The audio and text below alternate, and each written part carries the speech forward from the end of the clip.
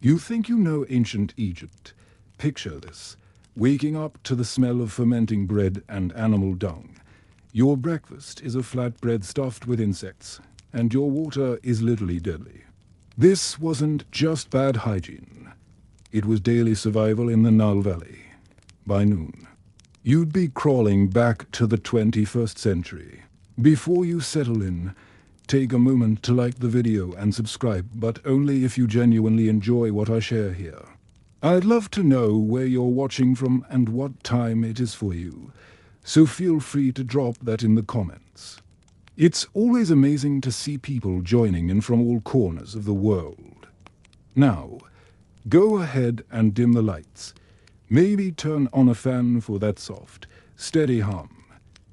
Let's gently ease into tonight's journey together. Congratulations, you've woken up in ancient Egypt. By mid-morning, you'd be sweating in the heat, but bathing was risky too. The same river that gave water for washing also gave bilharzia, a parasitic disease that causes bloody urine and bladder tumors. Wealthy, your first morning in an Egyptian village starts with a lungful of smoke that smells like burnt hair and cow patties. That's because every household used dried animal dung as their main fuel source. Wood was too scarce to waste on cooking fires, so people collected whatever droppings they could find: cow, donkey, sheep, dried them in the sun and burned them. The acrid smoke clung to your clothes, your hair, the walls of your mud brick house. There was no escaping it. Breakfast meant bread baked in communal ovens that doubled as insect traps. The grain storage pits crawled with weevils and beetles, their eggs mixed invisibly with the flour. Archaeologists found loaves with up to 40% insect fragments, extra protein you couldn't pick out. The oven's heat killed most bacteria, but you'd still bite into crunchier bits than any modern baker would allow.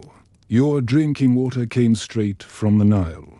No filtration, no boiling, just a bucket dipped into water swarming with parasitic worms that could burrow through your skin.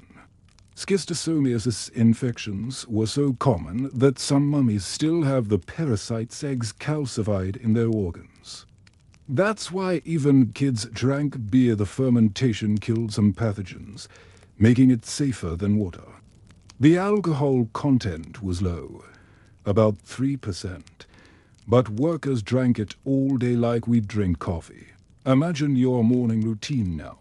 Stumble from bed, light the dung fire, bake insect bread, drink parasite-laden water unless you've brewed enough beer, no fridge, no faucet, no best before dates. If the bread mold looked interesting, you still ate it. If the beer smelled sour, you held your nose and drank. Hunger was worse than heartburn. The Nile's annual floods left stagnant pools where mosquitoes bred. Malaria was endemic. Skeletons from workmen's villages showed telltale bone lesions from chronic fevers. Flies swarmed round food and faces. Spreading dysentery. An ordinary stomachache might mean hookworms tunneling into your intestines, or liver flukes blocking your bile ducts. Medical papyrus remedies for the god Entringer. Belly, their polite term for food poisoning. Households might have lime or natron to purify water, but most people just took their chances. The average life expectancy hovered around 30, not from old age, but from infections we now prevent with basic sanitation. Children got the worst of it. Analysis of mummified kids shows stunted growth from repeated infections and malnutrition. Infant mortality was around 50%, with many dying from diarrhea from contaminated water. Surviving toddlers started drinking beers soon as they could hold a cup, since breast milk alone couldn't protect them forever. Meanwhile, the village baker kneaded dough while inhaling stone dust from the grinding process. Scribes complained about gritty bread, not realizing it contained fragments of the millstones themselves. Some loaves had sand mixed in. Accidentally, during grinding, dentists today can spot the telltale tooth wear from a lifetime of. chewing sandy bread in Egyptian skeletons. If you were a worker building pyramids or tombs, your ration was 10 loaves and 2 jars of beer per day. Sounds decent until you realize the bread was often moldy and the beer warm and sour. Payday meant carrying your grain wages home past rats and thieves, both eager to steal your food. The grain you saved could sprout weevils before you ate it, but you'd eat it anyway. By noon, your stomach would churn from parasites, your head ache from low-grade beer dehydration, your lungs sting from dung smoke. And this was just breakfast, the easiest meal of the day. You hadn't even started the back-breaking work of grinding more grain, hauling water, or shoveling waste to dry for tomorrow's fuel. The wealthy ate better. Of course, priests and officials had access to cleaner water sources, imported wines, and finely sieved flour. But even pharaohs drank beer with floaters in it and picked weevils from their bread. No one in. Egypt escaped the side effects of living off the land not when the land included a parasite-filled river and grain stores full of bugs. Today, we complain about a fly in our soup or a stale bagel. In ancient Egypt, those were the least of your worries. A single sip of water could lay you up with cramps for weeks. A mouthful of bread might contain beetle larvae, and that comforting morning smell of baking bread. Mostly dung smoke. The workers who built the pyramids didn't just haul stones, they survived conditions that would send us sprinting for antibiotics and bottled water. That flat bread in your morning meal took more work than your entire weekly grocery run. While you grab a loaf in 5 minutes, Egyptians started months in advance with emmer wheat planted along the Nile. Get the timing wrong, so too early before the flood or too late after it, and the whole village faced hunger. The river didn't always cooperate.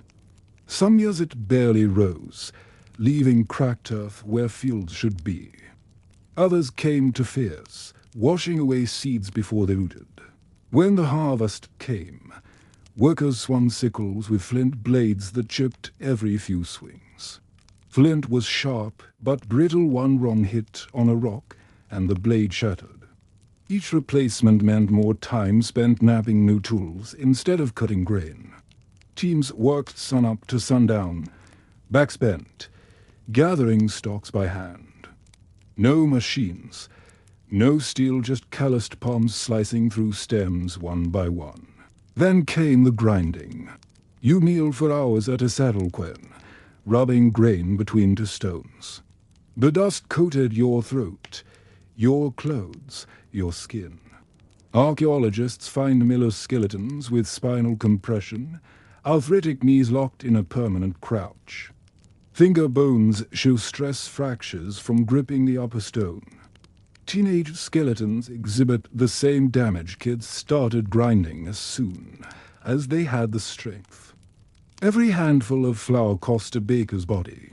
Fermentation was guesswork. No thermometers meant judging heat by holding a hand near the clay oven. Yeast came from the air or leftover dough from yesterday's batch. Some days the bread rose, others it baked into dense bricks.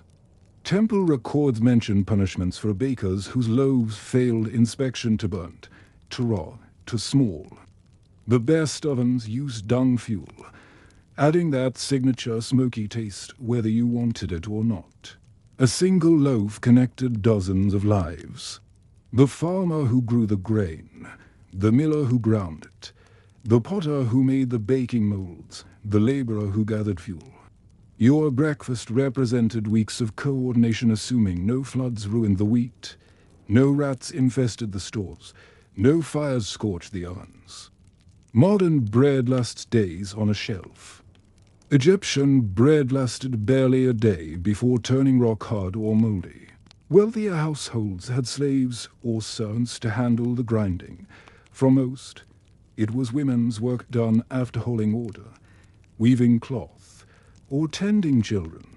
Tomb paintings show women bent over querns while toddlers cling to their skirts, even in death. Millers were buried with their grinding stones, tools fused to their identity. The flour itself was mediocre by today's standards. No fine sieves meant bits of husk, grit from the quern, and yes, more insects. Emma wheat was tougher than modern varieties, requiring parching to loosen the holes. The fire used for drying could easily overdo it, leaving a burnt flavor no amount of milling could hide. Storage invited new problems. Grain pits attracted weevils that laid eggs inside kernels. Harvests might last weeks or spoil in days, depending on moisture and pests. Scribes recorded angry complaints about maggoty rations from laborers. The solution? Bake the bugs right into the bread. Extra protein no one asked for, but everyone ate. Back then, bread was currency. Pyramid workers earned 10 loaves per day.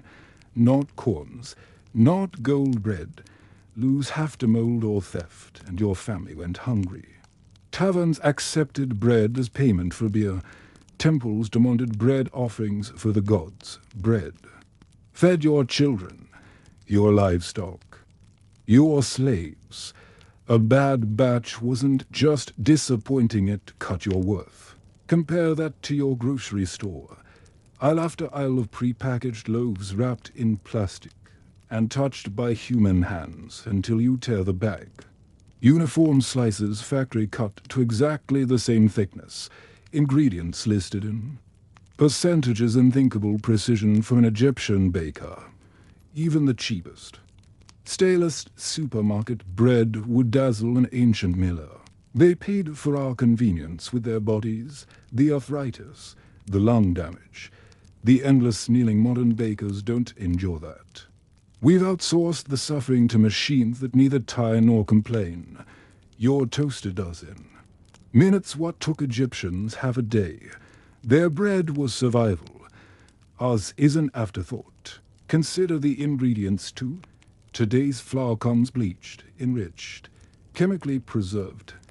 Emma wheat was coarse, unstable, unpredictable. It bred frustration in scribes who griped about dough that wouldn't rise and loaves that cracked in the oven.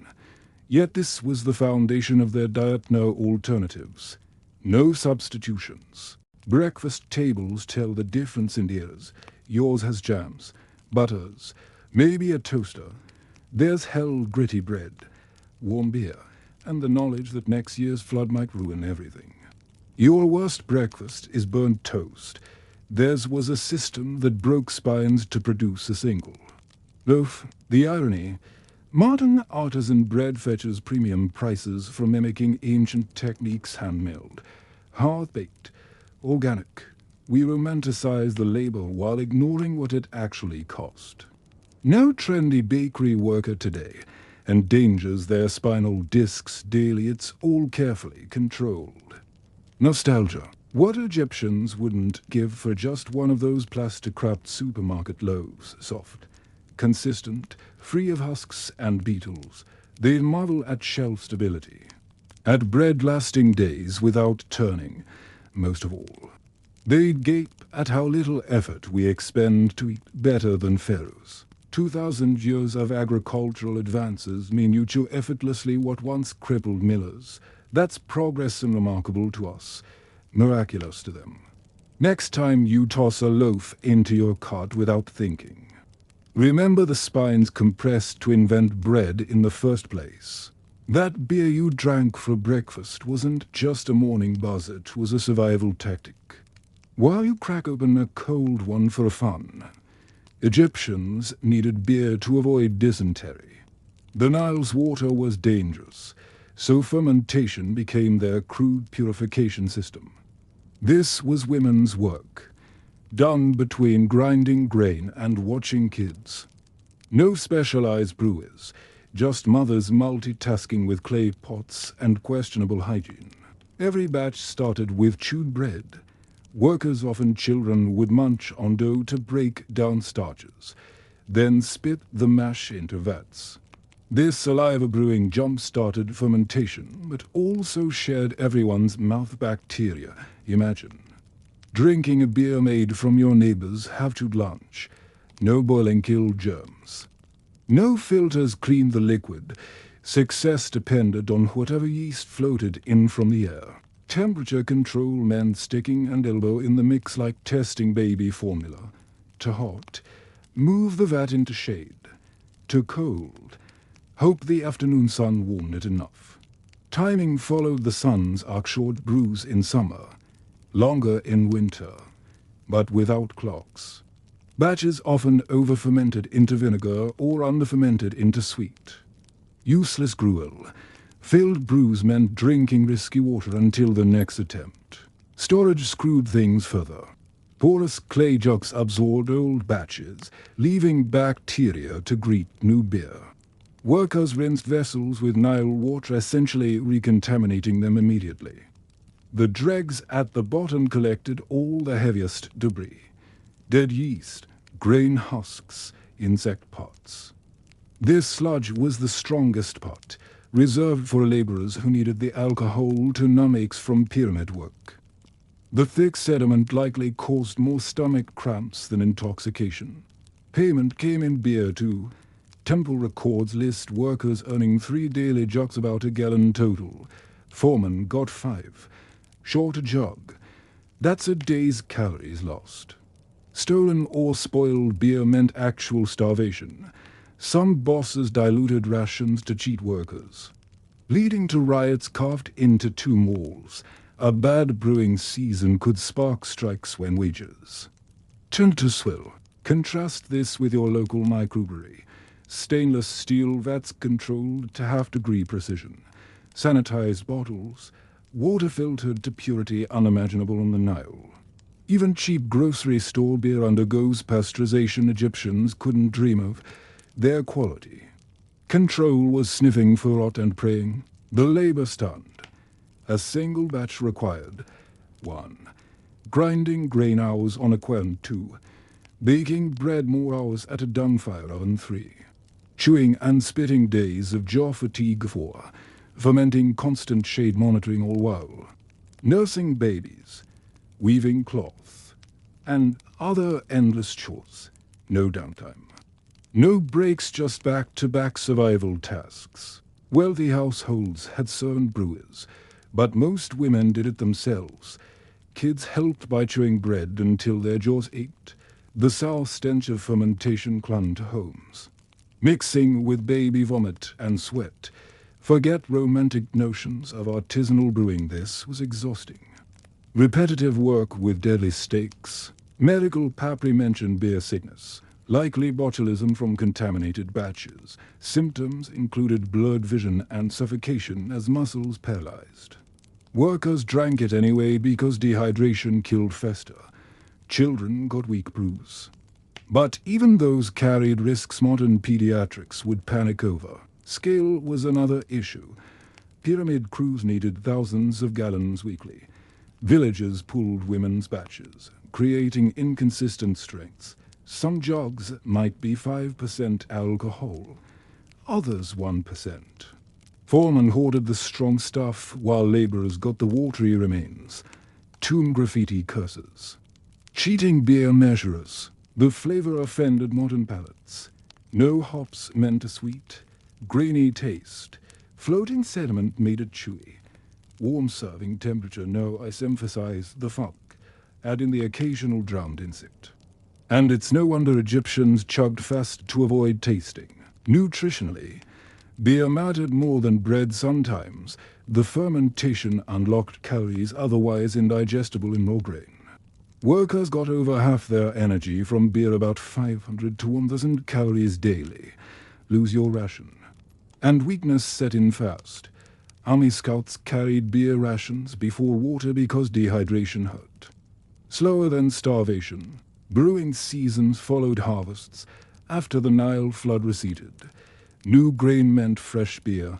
By summer's end, stored batches turned vinegary. Thirsty workers drank it anyway. Spurring outbreaks historians can trace through medical texts. Some temple medics prescribed certain beers for illnesses, unknowingly harnessing antibiotics produced during fermentation. Compare this to craft brewing today. Hobbyists obsess over yeast strains. Water profiles, Daibu counts. Egyptians just hoped the batch wouldn't kill anyone. Your worst homebrew experiment tops their safest professional product. Consider the equipment too. Modern brewers discard plastic gloves by the box. Egyptians reused the same clay jugs for generations, layers of old bacteria welcoming new brews. Scrubbing meant sand and river water exfoliants, not sanitizers. The social weight differed too. Today, turning down a beer is polite. Refusing beer in Egypt meant refusing wages. Workers couldn't opt for water that was career suicide and literal suicide given Nile parasites. Even priests drank on duty because sobriety equaled thirst. Storage logistics boggle the mind. Without seals, beer oxidized fast. Stopper a jug with damp clay, and it molds. Use a rag, and flies lay eggs. Some cellars kept batches slightly alive. Adding honey to restart fermentation when beer went flat. The risk of explosions from overcarbonation was real. Tumot shows brewers as heavyset women likely from consuming failed batches to spoiled to trade, but to caloric to waste. Their bodies padded against famine at the cost of liver damage. Workers guzzling dregs suffered malnutrition from alcohol replacing real food despite the calories. Ultimately, beer was water purification by accident. Egyptians didn't understand yeast killed pathogens, they just knew beer drinkers lived longer. The alcohol content was too low to sterilize properly. But it helped. Your bottled water does what their beer attempted. Minus the hangover and chewy texture. Next time you sip a crisp lager, remember the women who chewed your beer's ancestors, the children who spat mouthfuls of dough until their teeth loosened, the workers who drank sludge because clean water didn't exist. That $8 IPA in your hand is a scientific marvel they'd trade a year's wages for. Summer meant watching the Nile with a dry mouth and tighter belt, while Egyptians usually celebrated the flood's arrival. When it came late, the entire village watched their grain stores dwindle. A week's delay meant rationing. A month's delay meant digging up papyrus roots to boil into bitter paste. These weren't choices, just necessity when the river decided against generosity. The flood wasn't just water, it was the difference between full granaries and empty stomachs. Priests measured the Nile's level at millimeters, stone markers along the riverbank. If the water didn't reach the 15th mark, officials started cutting rations. Workers building tombs or pyramids felt at first their beer wages weakened. Their bread loaves shrank. Skeletal remains from workmen's villages show seasons where high growth stunted entirely in children, leaving bones to tell stories of hunger no scribe recorded. Foraging became a full-time job when the granaries ran low. Women waded into marshes to collect wild grasses resembling wheat, though the grain was smaller and harder to digest. Men set traps for migratory birds flying overhead, but a lucky catch meant a handful of meat divided among a dozen families. River mussels became precious, pried from their shells and dried into leathery strips. These weren't meals, they were stopgaps between failed crops and desperation. Tomb paintings from hard years showed the toll. Artists depicted laborers with ribs protruding, cheekbones sharp as flint blades. And like the usual stocky, muscular figures in Egyptian art, these stick-thin bodies clutch their stomachs or beg for scraps. Some paintings include officials fattened by hoarded grain, a silent commentary on inequality during lean times. The art wasn't metaphorical, excavated burial sites confirm the painting's accuracy. Mass graves from drought periods reveal skeletons with porous bones, the telltale marks of long-term starvation. Granaries invited their own dangers. Rats swarmed the stored grain, gnawing through straw baskets and mud-brick silos.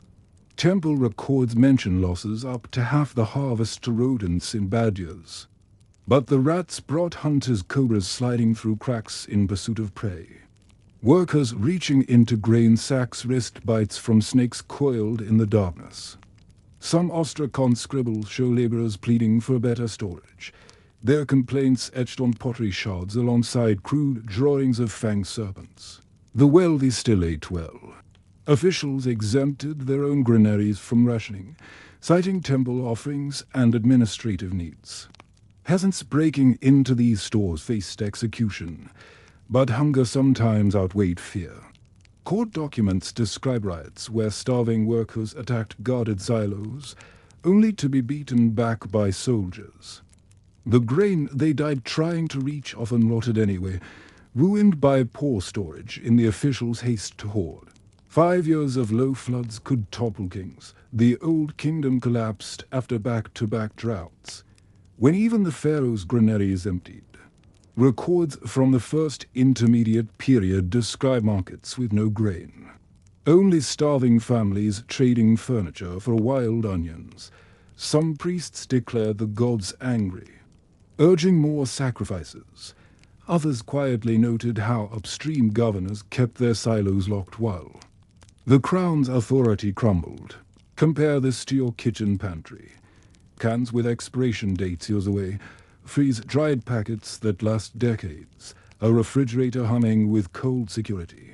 Egyptian families prayed for their grain to last the season yours likely survives forgotten in the cupboard until you throw it out from disuse.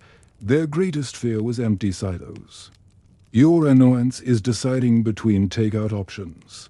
The wealthy might buy imported Cypriot wine during drought, but peasants drank water progressively dirtier as the flood delayed. The usual practice of settling silt in clay jars failed when the river ran low. What remained was thick with parasites. Families reused the same contaminated water for drinking, washing, and cooking, cycling pathogens in a loop no one understood. Medical papyri from famine years list more stomach ailments, more God's wrath diagnoses when patients wasted away. Children suffered worst. Bones from young skeletons show growth interruptions lines marking seasons where nutrition dipped to low. Some infant remains display signs of scurvy, their teeth erupting crookedly from softened gums. Mothers likely fed them less to preserve food. For workers, not understanding the trade-off stunted their development. A modern pediatrician would diagnose half the village kids with failure to thrive. Even funerals reflected the scarcity. Poor families buried loved ones with clay replicas of food-fake loaves, imitation beer jars because real offerings cost too much.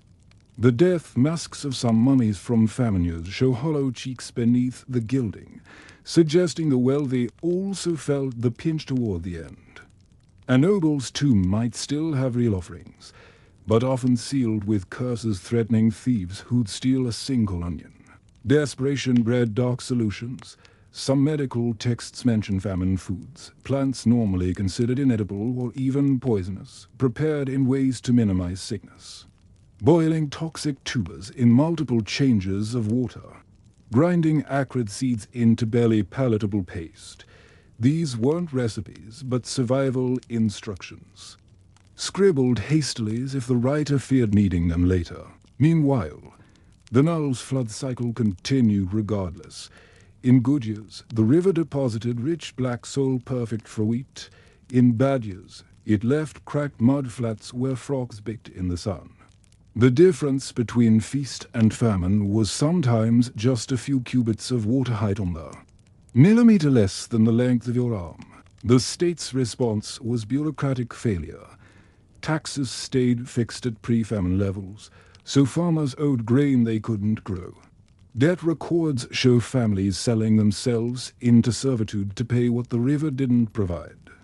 Fathers signed contracts offering their children as collateral, gambling that next year's flood would let them buy freedom back. Archaeologists find evidence of these struggles in unlikely places. Pottery shards bear tallies of missing rations. Burial shrouds were sometimes reused sacks that once held grain. Even jewelry changed gold gave way to painted clay beads when metal went to buy food imports.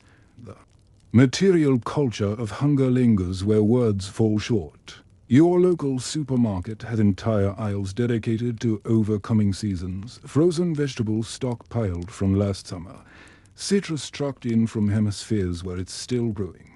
Egyptian peasants ate what the Nile gave that year. With no preservation beyond drying or salting, a modern freezer holds more secure calories than Pharaoh's entire granary system. The gap between then and now isn't just technology, it's certainty. You know, rain or shine, a grocery truck will restock the shelves. Egyptians watched the river and hoped. A delayed flood meant watching children's bellies swell with protein deficiency, seeing elders fade first when rations shortened. Your worst food insecurity is a closed restaurant. Theirs was a silent millimeter and the creeping understanding that this year the hunger would linger. While you ponder what to order for dinner tonight, imagine needing divine approval for your meal. In ancient Egypt, feeding the gods wasn't optional, it was survival insurance. Every temple demanded perfect loaves, flawless cuts of meat, and pristine beer. All at your expense, and if the offering displeased the gods, blame fell on the farmers who grew it, not the priests who presented it. The system ran on fear. Farmers gave their best grain for temple bread. Knowing a single weevil in the flour could mean divine punishment. The first fruits of harvest weren't for family or profit, they went to mold into sacred loaves. Bread molds themselves had to be ritually pure, which meant discarding any with hairline cracks or imperfections. Archaeologists find broken molds stacked like casualties behind temples, each shattered piece representing hours of wasted labor. Workers shaped hundreds for every dozen deemed worthy. Meat offerings carried higher stakes. Cattle driven from distant pastures often arrived exhausted, diseased, or half-starved. Priests inspected each animal for blemishes, a missing tooth, scarred hide, anything rendering it unworthy. Failed animals still got sacrificed, just downgraded to workers' rations. The best cuts went to the gods, meaning the priests, while laborers gnawed on stringy meat from sickly cattle. Temple records list arguments over whether a lame bull or blind goat qualified for divine dining. The pantheon's menu was exhaustive. Amun-Ra required beef. Hathor demanded honey cakes. Thoth got choice geese. Each deity's preferences multiplied across dozens of temples, hundreds of festivals. Farmers near Thebes groaned when the annual Opet festival arrived. It consumed more grain than their village ate in months. One account lists 11,000 loaves, 85 cakes, and 385 jugs of beer for a single god's birthday party. That's not piety, that's institutionalized hunger. Preparation was half the torment. Women ground flour finer for temple bread, adding hours to their daily milling. Bakers used whiter emmer, sieved extra times to remove every speck of brown. Loaves had to rise perfectly, no cracks, no uneven browning. Failed batches went to workers, but gods got symmetrical golden brown offerings every time. Priests checked each loaf with metal rods, listening for hollow sounds indicating proper baking. One surviving tally marks 29 rejected loaves out of 50 baked tall that work wasted because the crust looked dull. Festivals amplified the burdens. A village might prepare all year for one major ceremony, storing grain only to watch priests pour it out as offerings. Processions required feeding not just gods, but visiting officials, their retinues, even their pack animals. A single day's feast could drain silos carefully stocked against drought. Meanwhile, farmers eating papyrus fruit gruel watched priests carry roasted oxen into inner sanctums where only the elite could follow. Leftovers followed strict hierarchies. After the gods ate, meaning priests inhaled the aroma, food trickled down. Senior priests took choice portions, junior clergy snatched what remained, and laborers received soggy bread soaked in beer dregs. Temple accounts show workers complaining when expected to rebuild walls on nothing, but these scraps. Some stole offerings outright. Court documents mention a baker sentenced to 100 lashes for nibbling a sacred loaf's corner. The psychological weight was crushing. Fail to tithe properly, and next year's flood might fail. Skimp on offerings, and locusts could descend. No one could prove causation. But no one dared risk it either. Farmers already straining to feed families gave their fattest. Goose, their purest wheat.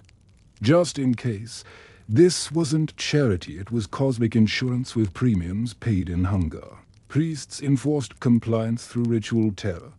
Wall paintings showed gods striking down those who withheld offerings. Scribes recorded nightmares where deities appeared demanding more food. One farmer will leave extra grain to the temple. Hoping to avoid the eye of Horus seeing my neglect, the strategy worked. Temples grew fat while peasants starved in service to invisible appetites. Compare this to your takeout ritual. You decide what to eat, when, how much.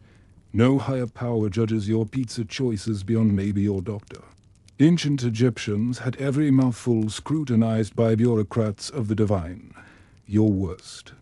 Food-related fear is a bad Yelp review. Theirs was offending forces controlling life and death. The system's excesses built tensions. During famines, crowds sometimes stormed temples, shouting that if gods wanted food, they should make the Nile flood first. Wise pharaohs reduced tithes in linears. Stubborn ones faced revolts.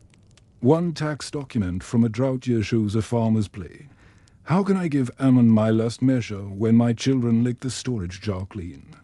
The scribe's answer is a single word: obey. Ritual purity created absurd wastes. A baker might discard loaves if a fly landed on them, but workers still ate grain speckled with insect parts from storage pits. Cattle unfit for gods still fed humans, just the wrong humans. The fiction of divine consumption masked raw resource extraction. When a priest fed a statue by waving food before its mouth, he wasn't honoring tradition, he was justifying inequality. The machinery of devotion ground bones. Women who milled temple flour developed arthritis earlier than those grinding household grain. Purity demanded finer grinding, harder labor. Bakers burned hands perfecting loaves they'd never taste. Farmers grew thin raising cattle they couldn't slaughter for a family, all while priests grew plump on divine leftovers. Their waistlines stretching as the people's belts tightened. Your modern spirituality costs less. Light a candle. Say a prayer, no tithe required unless you choose.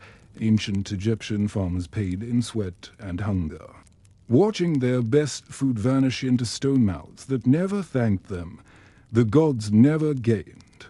Wait, but their servants surely did.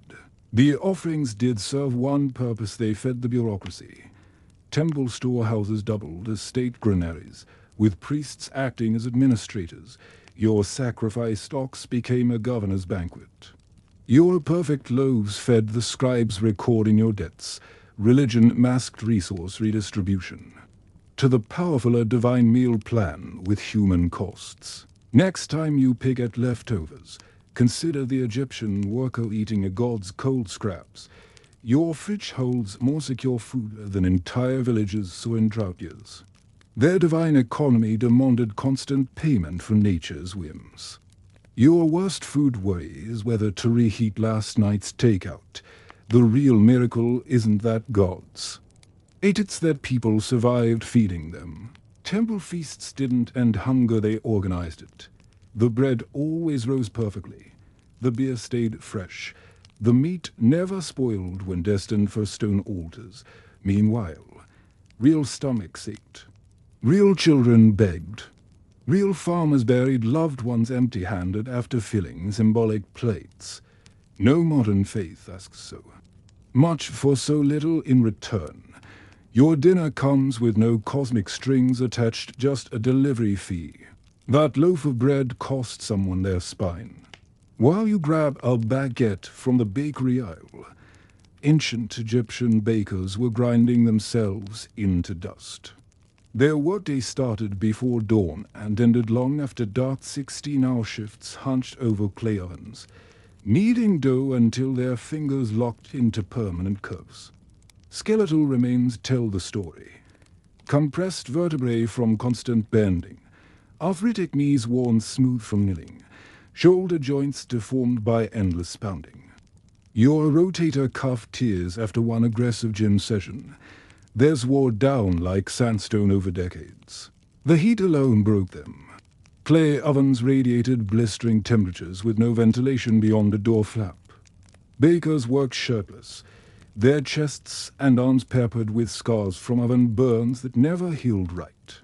Infections crawled into open wounds, no antibiotics. Just paste of moldy bread slapped on like some sad DIY medicine.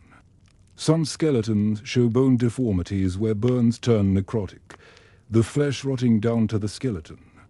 Your worst kitchen accident is a butter knife slip.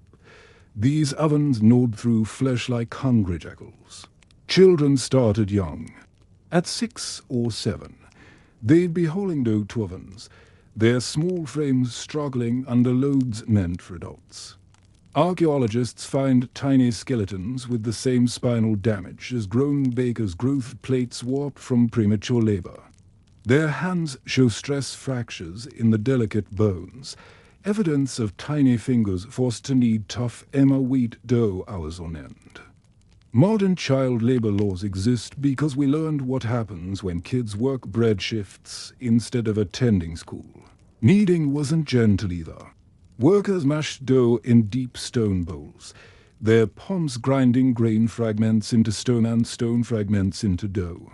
Your bread might contain sand or pebbles from the quen, but theirs had chunks of millstone mixed in from years of abrasion. Dentists spot Egyptian mummies by their teeth alone. Centuries of chewing gritty bread left grooves no other civilization replicated. Some skulls show abscesses where sharp fragments pierced gums, leading to infections that tunneled into jawbones. The punishment system added insult to injury. Each bakery stamped loaves with identifiers not for quality control, but so officials knew whom to whip when bread failed inspection. Too dense, 10 lashes, burnt. A fine deducted from grain rations. Sometimes whole batches spoiled from bad fermentation, meaning a month's wages gone because airborne yeast behaved unpredictably. Workers' tombs include curses against bakery overseers, scratched into pottery shards by hands that kneaded dough until they couldn't hold a stylus. Baking terms like punching down dough sound gentle compared to reality. Egyptian bakers beat dough with fists, elbows, sometimes even feet, whatever it took to develop gluten without modern additives. Their knuckles show microfractures from repetitive impacts, the bones thickened like boxes. One grave contained a baker buried with swollen, misaligned fingers still dusted with flour residue. The body doesn't lie, this wasn't artisanal craft. It was blunt force trauma to grain. Even breaks were brutal. Workers rested by squatting on heels, a position that hyperextends knees over time. Skeletons reveal men and women whose femurs developed abnormal angles from years of perching on uneven bakery floors. Standing offered little relief. Shifts lasted so long that varicose veins left telltale bone markings. Your ergonomic office chair would have seemed like a throne to these bakers, whose workplaces had no chairs at all. The afterlife offered no rest. Graves include kneading bowls placed beside corpses, implying the dead expected to keep working beyond death. One burial shows a baker's mummy ranged in a kneading posture. Arthritic hands forever cupped round an invisible lump of dough. Temple inscriptions praise. Eternal bread-making is sacred labor, but the skeletons whisper of joints that ached even in death. Contrast this with industrial bakeries today. Machines mix dough in stainless steel vats, their robotic arms never tiring. Conveyor belts ferry loaves through ovens with infrared temperature sensors, quality control means. Discarding imperfect loaves, not flogging the employee who baked them. That artisan rule at whole. Foods, made by someone earning overtime pay in an air-conditioned facility. Modern bakers still suffer injuries, but not like this. Carpal tunnel from repetitive motion. Maybe some flour dust inhalation. Egyptian bakers traded their skeletons for subsistence wages. Harvest records from Deir el-Medina show they earned barely enough bread to feed their families, and they were the privileged temple bakers. Rural bakers fared worse. Often paid in grain already weevil-infested before milling. Ovens themselves were weapons, made from Nile mud mixed with straw. They cracked unpredictably under heat. Workers risked collapse when reaching deep inside to retrieve loaves. Some deaths resulted from inhaling superheated dust when ovens fractured, an ancient version of industrial silicosis. No protective gear existed beyond thin linen loincloths that stuck to sweat and burns alike. The rhythm never stopped. Dough needed constant attention, proofing, punching, reshaping. Night shifts were common since bread had to be fresh by dawn for temple offerings. Workers slept in shifts on bakery floors.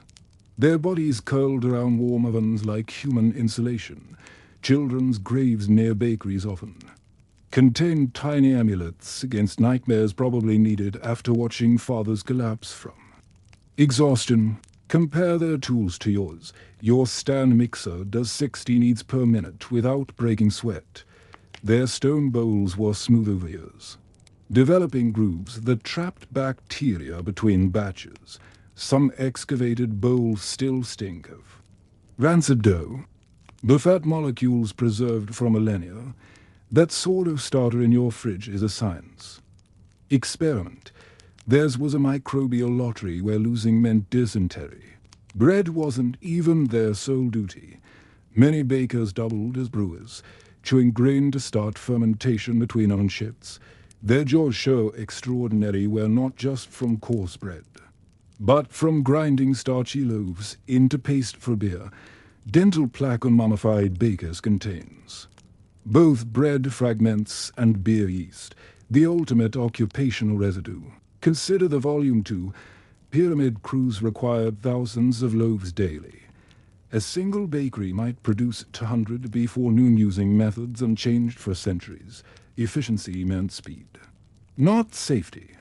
One tomb painting shows a baker bleeding from the nose while children hastily shape dough, probably not an uncommon sight. Your supermarket bread aisle represents an evolutionary leap. Preservatives mean loaves last weeks instead of hours. Enriched flour contains vitamins millers couldn't dream of. Even the cheapest white sandwich bread would have dazzled pharaohs with its softness and consistency. The true cost hides in plain sight. Your bagel's smooth surface required 0 millstone grit. Your croissant's flaky layers came from a butter supplier, not some overworked farmer's tax dairy ration every time you toss stale bread. Remember, in Egypt, that was someone's spine ground down for nothing. Bakery work shaped more than dough, it reshaped human bodies to fit the demand. Your whole wheat multigrain, for all its health claims, bears no trace of the spinal compression that baked its ancestors. That's progress. Though the bakers under the pyramids might not see it that way, their skeletons remain there. Ultimate breadcrumbs, tracing a path we've long since abandoned. Their suffering built an empire one loaf at a time. Your toaster does the same work now with 2 slots and a dial. The real difference isn't taste, it's whose bones pay the price. Next time you nibble a crust, think of the hands that once pounded dough until the knuckles splintered, the knees that wore through flesh against stone floors. Modern baking reinvented the recipe, but we left the darkest ingredients behind. That loaf of bread you're eating has more protein than the baker intended. Ancient Egyptian grain storage pits were basically insect-breeding ground stock, humid and impossible to seal properly. Weevils and beetles chewed through baskets and burrowed into clay jars, turning every harvest into an all-you-can-eat buffet by the time grain reached the mill. It was already moving on its own. Sieving helped, but not enough. Coarse reed baskets let most adult insects fall through, but their tiny eggs clung to the kernels. Workers winnowed grain by tossing it in the air, a process that mostly just gave bugs a nice breeze. The flour that made it into your bread still contained ground-up larvae and egg casings, adding crunch to every bite. Modern food inspectors would faint at the contamination levels, but Egyptians had no choice but to chew carefully. Some priests refused to eat temple bread during heavy infestation seasons, calling insect-filled loaves ritually unclean. This didn't stop them from distributing the same bread to workers. One temple record mentions a priest ordering dirty flour to be given to the builders, not the gods. The hypocrisy wasn't lost on laborers. Tomb graffiti shows workers complaining about weevil-filled rations while officials dined on carefully sifted loaves. The wealthy paid for extra sieving, but no one escaped entirely. A noble's bread might contain 10% insect fragments instead of 40%, but even that would fail modern FDA standards. Imported Cypriot flour fared slightly better, but shipping costs made it rare, mostly. Rich and poor alike ate bread that crunched between their teeth for reasons beyond crust texture. Workers developed resistances we can trace in their bones. Skeletons from bakeries show lower rates of certain parasites than agricultural workers, likely because constant low-level exposure to insect pee. All pathogens built immunity. Their guts adapted to handle what would give you violent food. Poisoning. Children who grew up eating infested grain could digest what would hospitalize a modern traveler. Insect protein became an unacknowledged part of the diet. 3 loaves of typical workers' bread contained more animal matter than a small portion of meat. It just came from beetle larvae rather than cattle. The extra protein may have helped during lean times, though no scribe ever wrote thank the gods for weevils in surviving records. Tomb paintings depict harvest scenes with beetles crawling at workers' feet, an unintentionally accurate detail most artists probably included reluctantly. Storage methods worsened the problem. Grain piled in underground pits stayed damp, encouraging mold alongside insects. Above-ground silos fared slightly better, but attracted birds that pecked through mud brick walls. Some farmers tried sealing jars with resin or wax, but weevils simply ate through the seals. One desperate remedy involved layering grain with Nile mud. It kept out pests, but made the grain taste like dirt and required hours of washing before milling. Brewers faced similar issues. Beer vats grew scummy with drowned insects that flavored the brew. Workers skimmed the surface before drinking, but tiny legs and wings still slipped through. The dregs at the bottom contained a chunky sediment of dead bugs and yeast, which laborers drank anyway because alcohol content mattered more than clarity. Modern craft brewers obsess over mouthfeel. Ancient Egyptians just hoped nothing wriggled on their tongue. Pest control methods were laughably ineffective. Farmers scattered aromatic herbs like mint in storage areas, which did little beyond making weevils smell fresh. Fumigation with burning sulfur worked briefly, but the smoke risked contaminating the grain. Some texts recommend mixing grain with sand to wear down insects' teeth, a solution that mainly added grit to bread. The most effective remedy storing grain in sealed containers was too expensive for most. Children's diets were especially bug-heavy. Finely ground flour for porridge held more insect eggs per spoonful than coarse bread. Mothers picked out visible bugs, but couldn't remove microscopic eggs that hatched in warm gruel. Some infant mummies show signs of protein deficiencies anyway, proof that insect nutrition wasn't enough during famines. Parents likely knew about the contamination but focused on filling bellies. Rather than purity, the psychological toll was real. Workers hauling infested grain rations knew they were being cheated but had no recourse. Legal texts mention disputes over maggoty wages. where laborers refused work until given cleaner flour. These strikes rarely succeeded. Officials just waited until hunger drove workers back. One scribe's journal complains about counting weevils instead of grain when distributing rations, suggesting even bureaucrats grew weary of the charade. Harvest festivals took on grim undertones. Farmers celebrated bringing in the grain, knowing much would spoil before baking. Wall paintings show happy dancing figures. What they don't show are the beetles multiplying in the background. Rituals to protect stored grain involved chanting spells while waving incense, a performative solution that did nothing against determined weevils. The gods apparently had better things to do than pest control. Millers bore the brunt of complaints. When workers found too many bugs in bread, they blamed the miller for poor sieving rather than the storage system. Some milling stations kept logs of complaints, with tallies like 20 loaves rejected, beetle legs visible.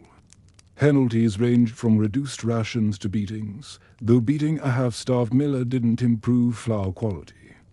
A few graves contain millers buried with their sieves, perhaps hoping for better tools in the afterlife. Modern comparisons highlight the gap. Your bag of flour undergoes sterilization and quality checks before packaging. Egyptian grain went from bug-infested field to bug-infested storage to bug-infested milling 3. Chances for contamination before baking even started. That organic whole wheat loaf you buy. It's probably cleaner than anything Cleopatra ate, despite her legendary beauty routines. The wealthy suffered too, just less visibly. Their bread came from central bakeries with better sieves, but weevil eggs still slipped through. Imported wines helped wash down crunchy mouthfuls. Though jars often arrived with drowned beetles floating atop, even pharaohs couldn't escape. Egypt's ecosystem, they just had spiced honey to mask the aftertaste. Insects weren't the only invaders. Rodent droppings blended into dark flour, adding another unwelcome ingredient. Archaeologists find millstones grooved from grinding grain full of sand and pebbles. Your worst supermarket complaint is a stale bagel. Egyptians filed grievances about literal gravel in their rations. Some workers' teeth show grooves from years of chewing on millstone fragments that made it into dough. Trying to feed a family with this system required tough choices. Mothers could bake bread immediately and risk quick spoilage, or store grain and guarantee bugs. Many chose the bugs, at least they were edible. Children learned young to pick weevils off their portions before eating, a skill as basic as modern kids learning to peel fruit. The afterlife offered no escape. Burial offerings included model granaries stocked with tiny clay insects, showing how deeply infestations permeated Egyptian thought. Some noble tombs feature paintings of perfect harvests, a hopeful fiction contrasting sharply with reality. Worker burials often contained actual grain, weevils and all, because even the dead needed provisions where pests presumably still thrived. Medical texts remain silent on insect-related illnesses, suggesting people accepted stomach ailments as normal. The Ebers Papyrus lists remedies for belly pain after bread, never specifying whether the cause was parasites, bacteria, or too many beetle wings. Doctors treated symptoms because everyone knew the cause you ate. Therefore you suffered. Farmers developed a fatalistic humor about pests. One scribbled joke on an ostracon asks why beetles live longer than scribes answer. They eat better. Another shows a crude drawing of a weevil wearing a crown, captioned King of the Granary. When you can't beat your food, you learn to laugh at it. Your spice rack holds solutions Egyptians lacked. Cinnamon, black pepper, or even basic salt could have masked flavors and preserved grain better. Their seasonings like coriander and dill did little against determined infestations. That's cinnamon. Roll in your counter represents centuries of culinary progress, not just in taste, but in keeping the ingredients bug-free. Insect parts became the invisible tax on every meal. Workers consuming 3,000 plus calorie diets probably got to 100 plus calories daily from involuntary arthropod consumption. Modern vegans carefully avoid insect products. Ancient Egyptians got them whether they wanted to or not. The extra protein helped doing. Shortages but left workers s. Sobriety wasn't an option in ancient Egypt, not because everyone loved to party, but because the alternative was drinking poison. The Nile looked refreshing, but a single sip could load your gut with parasites. Waterborne diseases like schistosomiasis and dysentery lurked in every drop, making beer the safer choice by default. Even kids drank it, though their versions were weaker. Your modern parenting debates screen time. Egyptian parents debated how early to start their toddlers on low-alcohol brews. Work crews didn't get water breaks, they got beer rations. Temple records list laborers receiving 2 to 3 liters daily. Enough to stay hydrated but not drunk. The alcohol content hovered around 3%, weaker than modern light beer, but fermentation killed enough pathogens to make it safer than straight Nile water. Workers gulped it down warm and cloudy, dregs and all, because thirst was deadlier than a mild buzz. Your office water cooler would have baffled them why drink plain water when beer existed. Brewing failures had body counts. If a batch fermented wrong, workers had to choose between dehydration and drinking contaminated beer. Some temple texts mention outbreaks of beer sickness, likely botulism from improperly stored brews. Symptoms started with blurred vision and ended with suffocation as muscles paralyzed. Still, workers drank it. A bad batch might kill you tomorrow, but Nile water could kill you by sundown. Modern breweries dumped flawed products. Egyptian brewers served whatever didn't actively bubble with toxins. The wealthy avoided these risks. Their beer aged in seal jars, developing clearer flavors and higher alcohol content. Workers got the fresh, gritty batches still bubbling with active yeast. The difference was like comparing craft ale to prison hooch. Nobles sipped from polished cups, while laborers chugged from porous clay jugs that added a nice earthy aftertaste. Both groups were drinking for survival, but only one had to do it with chunks floating in their cup. Children's beer was practically a food group.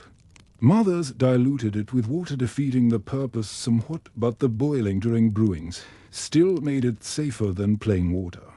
Kids as young as weaned toddlers drank this weak gruel beer hybrid. Modern pediatricians would panic, but Egyptian parents saw it as basic nutrition. Tomb paintings show kids clutching small beer jars the way yours might hold juice boxes. The alternative was watching them drink parasite-laced water and die before age 5. Dehydration hunted workers despite the beer. In pyramid construction sites, the alcohol's diuretic effect combined with desert heat to create a brutal cycle. Workers urinated more frequently, losing precious fluids, then drank more beer to compensate. Some tomb graffiti complains about weak beer that failed to hydrate likely batches with too little alcohol to kill bacteria, but enough to dry them out.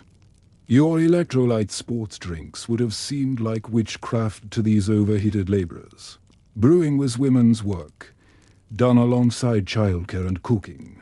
The same hands that rocked cradles also chewed bread to start fermentation, a process called saliva brewing. Kids helped by chewing grain into paste, passing mouth bacteria into the batch.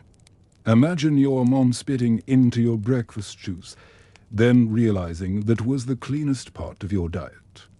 Modern sanitation rules would shut down this operation in seconds, but Egyptians had no better options.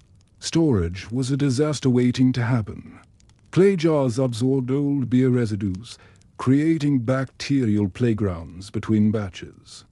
Workers cleaned vessels by rinsing them in, you guessed it, Nile water. Some jars developed visible mold, but breweries reused them until they cracked. Your local bar tosses glassware after one use. Egyptian brewers used the same crusty jugs for generations. The dregs at the bottom contained the most alcohol and the most bacteria, so of course that's what foremen gave to laborers. Beer quality control was non-existent. Workers judged fermentation by watching bubbles, tasting sourness, or waiting for someone else to drink it first. Temperature control meant moving jars into shade or sun. Timing followed the sun's position now. Clocks meant some batches over-fermented into vinegar while others stayed sweet and useless. Modern. Brewers checked pH levels and specific gravity. Egyptian brewers prayed and tasted. The social hierarchy of beer was brutally clear. At festivals, priests drank first from the clearest jugs. Officials took the mid-quality stuff. Workers got the cloudy dregs with extra protein from dead yeast and insect parts. Temple. Accounts show workers rioting when their beer rations were cut or diluted. Your worst complaint about a bar is slow service. Theirs was literally life or death. Medical texts reveal beer's double-edged nature. Doctors prescribed certain brews for illnesses, unknowingly harnessing antibiotics produced during fermentation. But they also treated beer belly, not the modern kind, but distended stomachs from chronic low-grade alcohol consumption. Workers needed the calories, but suffered liver damage over time. Your doctor warns about 2 drinks per day. There's just hope the beer wasn't actively poisonous this week. Brewing seasons followed the agricultural calendar. After harvest, fresh grain meant new beer. By summer's end, stored batches turned foul. But people drank them anyway. Tomb records mention last year's beer being served during shortages likely vinegary and weak butt. Better than nothing. Modern beer snobs turn up their noses at month-old IPA letters. Egyptians were grateful for a year-old swill if it didn't kill them. The wealthy's aged beer wasn't necessarily safer. Longer fermentation meant higher alcohol. But storage in fancy jars didn't prevent contamination. Some noble mummies show signs of liver cirrhosis, proving even the good stuff took its toll. Your craft beer cellar is a hobby. Their beer aging was a necessity with unpredictable results. Work songs from breweries survive on pottery shards. Women sang about sore knees from grinding grain and the ache of chewing loaves for fermentation. The lyrics mention hoping the gods would make the beer strong not for fun, but because weak beer meant thirsty children. Modern brewing playlists feature indie rock. There's featured desperation over dregs. Beer's currency warped labor relations. Pyramid workers were paid in loaves and jugs, not corns. A bad brewing season meant wages literally evaporated. Some bosses watered down rations to stretch supplies, leading to strikes carved into tomb walls. Your paycheck might bounce. There's good sour in the jug. The Nile's contamination made beer universal. Even teetotalers drank it because the alternative was worse. Religious abstainers, non-existent. The closest thing was priests avoiding beer before rituals not for sobriety, but because they needed to stay hydrated with water during long ceremonies. Your dry January would have gotten you laughed out of ancient Thebes. Modern comparisons highlight the gap. Your fridge holds filtered water, sports drinks, and sparkling mineral water. Egyptians had one option: beer or gamble with parasites. That bottled water you take for granted would have been more valuable than gold to them. There. Entire civilization ran on a beverage we mostly drink for fun. The system barely worked. Workers were permanently mildly intoxicated, dehydrated, and malnourished but alive. Children grew up with livers processing low-level alcohol daily. The wealthy suffered fewer parasites, but still drank beer with every meal. Your worst hangover is a weekend story. Theirs was a Tuesday. Beer wasn't a luxury, it was liquid infrastructure. Without it, workers couldn't build pyramids, farmers couldn't irrigate fields. kids couldn't survive childhood. The entire society balanced on a shaky foundation of fermented grain. Your craft brewery makes pumpkin ale for a fall. Theirs made survival possible. Next time you sip a cold one, remember the laborers who built civilizations on beer weaker than your kombucha. The kids who drank it like milk. The mothers who chewed grain to keep their families alive. Your beer choice is recreational. Theirs was the difference between life and death. That's the weight of history in every frothy mug, whether you wanted it or not. The pyramid builders didn't just haul stones, they hauled an entire food system on their backs. That massive monument started with a more basic calculation. How to shove 4,000 daily calories into workers who burned through energy like human furnaces. Modern construction crews get catered lunches. These teams powered through shifts on bread so moldy it sometimes looked fuzzy green, and beer so cloudy you couldn't see your fingers through the jug. Every block placed meant calories consumed. The math was brutal. A worker moving to 0.5-ton limestone blocks needed the caloric equivalent of 16 modern fast food burgers per day. But unlike your burger run, their food arrived spoiled half the time. Grain shipments for bread often came pre-infested with weevils, and beer turned sour during transport in porous clay jars. Workers choked it down because starvation hurt worse than stomach cramps. Their skeletons tell the story. Enlarged muscle attachments from constant heavy lifting, but also signs of anemia and vitamin deficiencies. They were simultaneously overworked and undernourished. The ration system barely functioned. Standard payment was 10 loaves and 2 jars of beer daily in theory. In reality, foremen skimmed portions, weevils claimed shares, and batches spoiled in the desert heat. Workers topping pyramids in 100F weather sometimes got warm beer that had fermented into vinegar. Tomb graffiti spells out their complaints. The bread is harder than stone, and the beer tastes like Nile mud. Modern work complaints involve stale donuts in break rooms. Theirs involved literal survival rations. They improvised where they could. Workers trapped migratory birds in nets stretched across the Nile, adding scant protein to meals. Some tomb paintings show men clutching handfuls of barely identifiable green forage from riverbanks. The bones of pyramid builders contain higher levels of certain trace minerals than other Egyptians, likely from eating whatever plants grew near construction sites. Your lunch break might mean a quick sandwich. There's men scavenging between moving multi-ton blocks. Foremen ate noticeably better.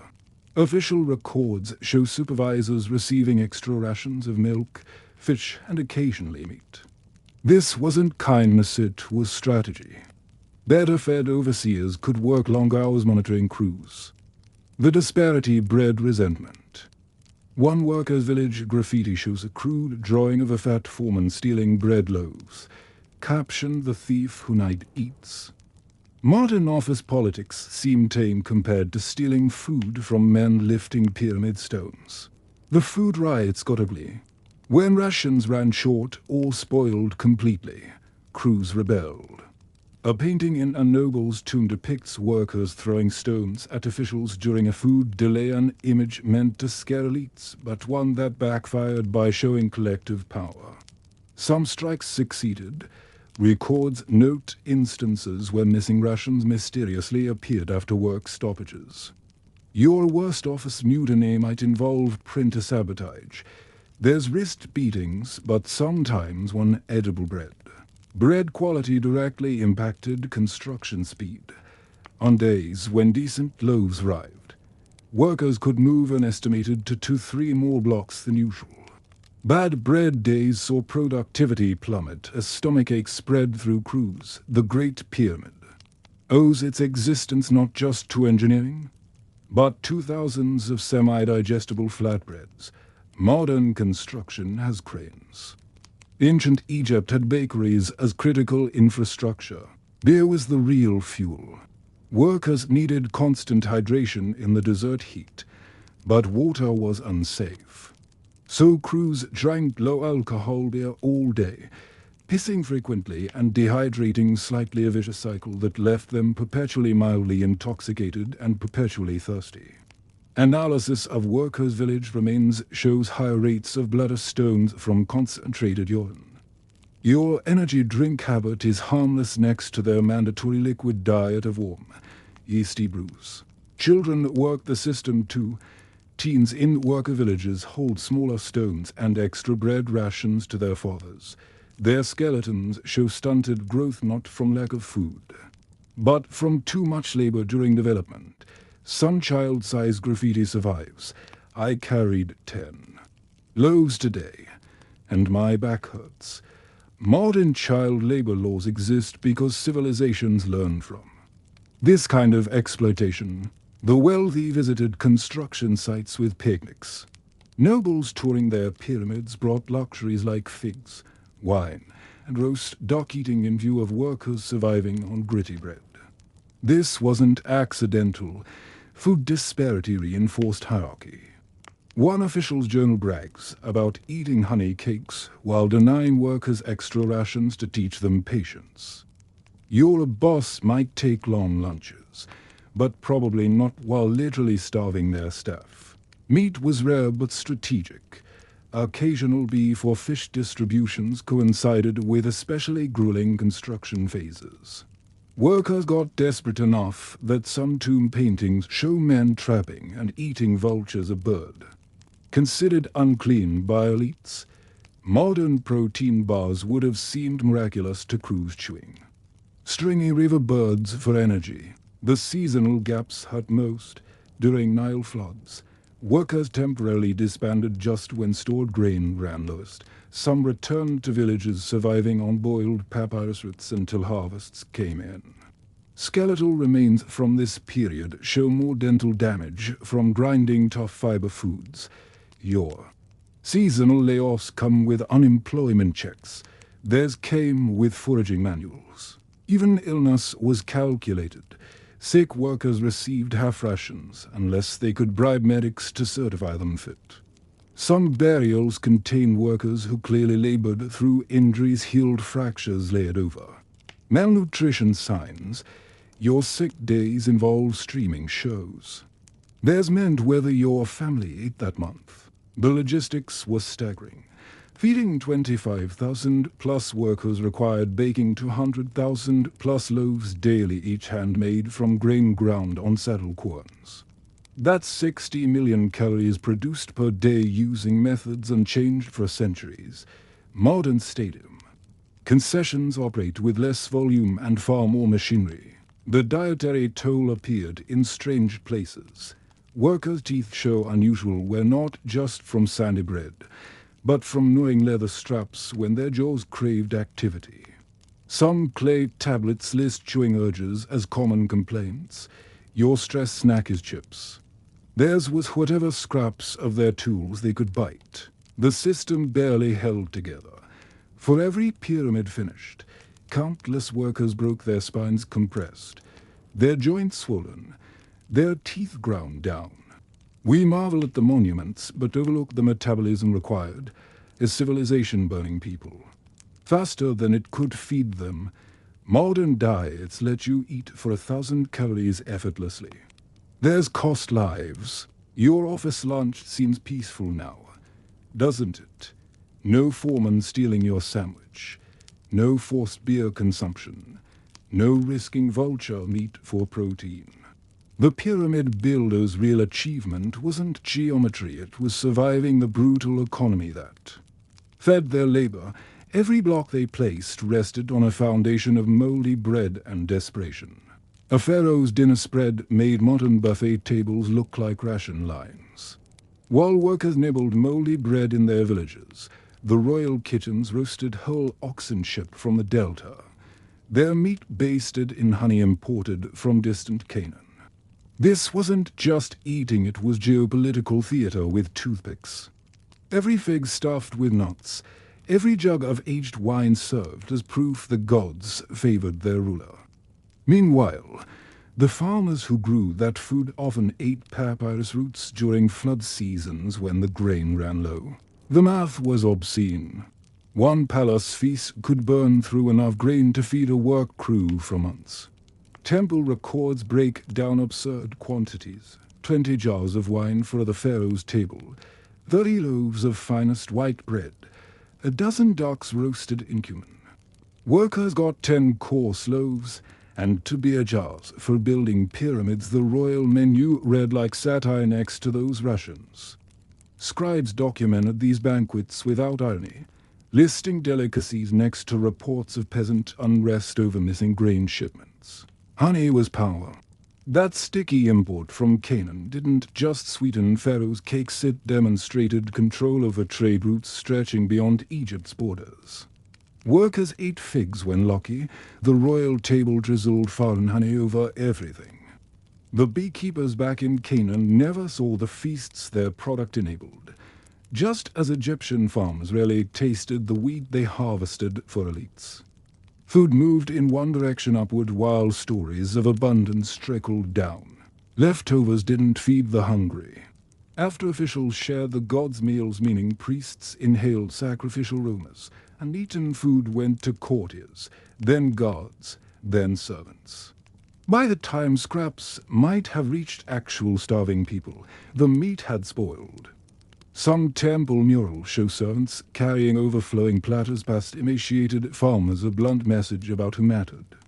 Modern food waste seems criminal. This was systematized inequality using crumbs as currency. Tomb paintings lied. Those lavish banquet scenes showing endless food were propaganda, painted during famines to project stability. Archaeologists noticed discrepancies. Murals depict fat oxen, while animal bones from the same period show scrawny, malnourished beasts. Even pharaohs couldn't magic away bad harvests, but they could commission art claiming otherwise.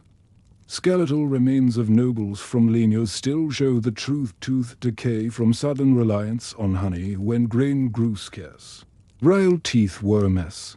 Mummies reveal elites suffered from cavities and abscesses despite their diets. All that honey and refined flour rotted their teeth faster than peasants eating gritty bread. Some pharaohs likely endured constant pain, their dental problems worsening with age. Imagine ruling a superpower while an infected molar throbbed. No antibiotics, just more wine to dull the ache. Their skeletal remains prove luxury couldn't conquer basic biology. Exotic foods reinforced hierarchy. Gazelle meat from Nubia, pomegranates from Syria. These imports weren't about taste but control. The pharaoh demonstrated his reach by serving foods requiring entire supply chains. Workers ate local and seasonal. Elites dined globally centuries before globalization. One tribute list details a shipment of live fish packed in wet reeds, hauled across deserts to die on royal plates. The labor cost alone could have fed a village, but symbolism outweighed efficiency. Drinking was compulsory, while workers chugged warm beer to avoid parasites. Nobles competed in elaborate drinking games, toasting the pharaoh's health. Some tomb texts describe guests vomiting before returning to the wine, an expected part of elite. Socializing, the difference between peasant and palace drinking.